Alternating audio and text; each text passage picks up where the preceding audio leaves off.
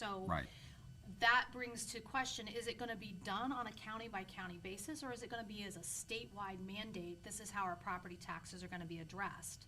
State. Because we hear, where some of these other states have come in and said, we're doing away with property taxes. Like, we need to give a break to our citizens of our state.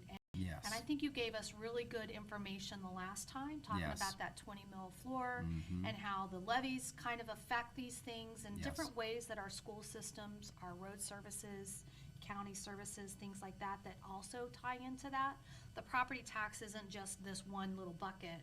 It kind Right. of filters out to all of these different benefits, right? Hugely so. So you can't say we can get rid of it as much as we may like that. Right. But the people are feeling the pinch, and so somewhere, Yes. somehow, it's got to give, and how can we make that happen? That is a great question. So think about this too. Here's what's interesting from a political, not a, more government Right. perspective.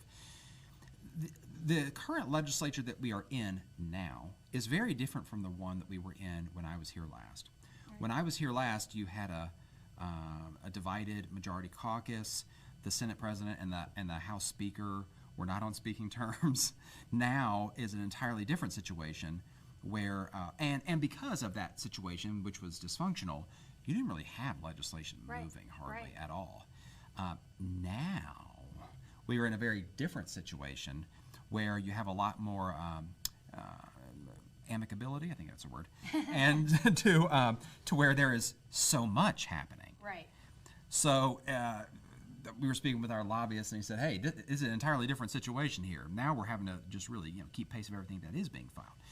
But based on what I am hearing when it comes to property taxes, there are basically two camps in Columbus. Are the reforms going to be targeted to the segment of the population that needs that benefit the most, whatever that definition is? I'm assuming that's income. Or does it need to be much more broad to apply to more people other than simply those who may financially need it the most?